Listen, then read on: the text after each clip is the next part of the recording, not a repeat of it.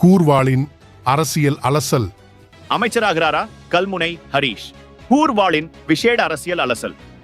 சஜித்தின் SJP கட்சியானது ரணிலின் யுஎன்பியின் அடிப்படை தளத்தில் இருந்து உருவானது என்பதை மறுக்க முடியாது.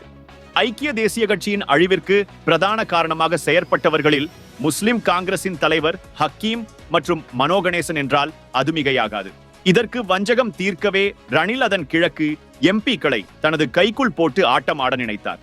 அண்மை காலமாக முஸ்லிம் காங்கிரசின் தலைவர் ஹக்கீம் மீது கிழக்கு மாகாண பிரதானிகள் உட்பட அடிமட்ட தொண்டர்கள் வரை பலத்த கேள்விகளும் அதிருப்திகளும் தாராளமாக காணப்படுகின்றது. அது ஹக்கீமின் தலைமைத்துவம் தொடர்பில் பலதரப்பட்ட விமர்சனங்களை உருவாகிவிட்டது.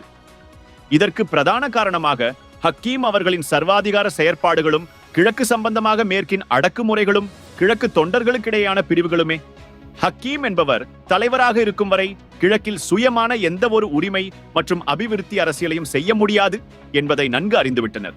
இந்த நிலையை தனக்கு சாதகமாக பயன்படுத்திய ரணில் அதில் வெற்றியும் கண்டுவிட்டார். திருகோணமலையில் முஸ்லிம் காங்கிரஸை நிலைநிறுத்த தஃபீக் அவர்களால் முடியாமல் உள்ளதும் அதற்கு பொருத்தமான வேறு ஒருத்தர் இல்லாமையும் முஸ்லிம் காங்கிரசின் இயலாமை என்றே கூற வேண்டும். மட்டக்களப்பில் மௌலானா அடுத்த தேர்தலில் வெற்றி பெறும் தேவைக்கே கட்சியை பயன்படுத்துவார் என்ற விமர்சனத்தை தலைவரே பல இடங்களில் விமர்சித்துள்ளார். ஹிஸ்புல்லாவோ ரணிலுடன் மறைமுகமாக சேர்ந்தே பயணிக்கின்றார். ஆனால் அம்பாறை மாவட்டம் கடந்த தேர்தலில் மயிரிழையில் தப்பித்துவிட்டது. பைசல் காசிம் திரிசங்கு நிலையில் உள்ளார். எதிர்வரும் பொது தேர்தல் வரை உசிரை கையில் பிடித்துத்தான் ஆக வேண்டிய நிலை. முஸ்லிம் காங்கிரஸ் இல்லாமல் பாராளுமன்றத்தை நினைத்தும் பார்க்க முடியாத நிலை. அண்மை காலமாக இருக்கும் இடம் தெரியாமல் ரணிலின் அபிவிருத்தி நிதியை பெற்று தலைவருக்கும் விசுவாசி போல் வாழ்கிறார் என்றே கூற வேண்டும். ஹரீசோ ஒருபடி மேலே சென்று வெளிப்படையாகவே தலைவரின் செயற்பாடுகளை விமர்சிக்கின்றார். இத்தனை தைரியமும் ரணிலின் பின்புலத்தினால் ஏற்பட்டது.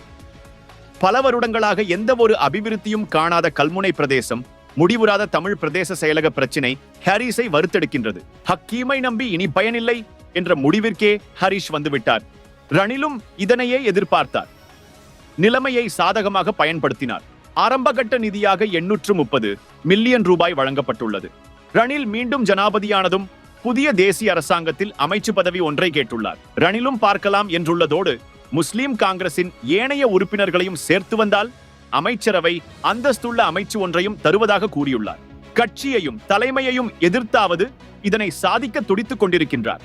இதற்கு கல்முனை பிரதேச முஸ்லிம் காங்கிரசின் முக்கியஸ்தர்களும் பச்சை கொடி காட்டியுள்ளதுடன் ஹக்கீமை நம்பி இனி பிரயோசனம் அல்ல என்ற மனநிலைக்கு கல்முனை பிரதேச முஸ்லிம் காங்கிரசின் முக்கியஸ்தர்கள் வந்துவிட்டனர்.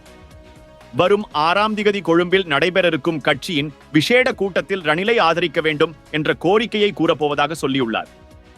ஒரு சில கட்சி முக்கியஸ்தர்கள் உங்களின் நிலைப்பாட்டை கடிதம் மூலம் அனுப்பிவிடுங்கள், நீங்கள் கூட்டத்திற்கு போக வேண்டிய அவசியமில்லை என்றும் கட்சியின் உயர்பீடம் ஹக்கீம் கூறுவதையே செய்யும் என்றும் எது எப்படியோ ஹக்கீம் ரணிலை ஆதரிக்க போவதில்லை என்றும் தெளிவாக கூறியுள்ளனர்.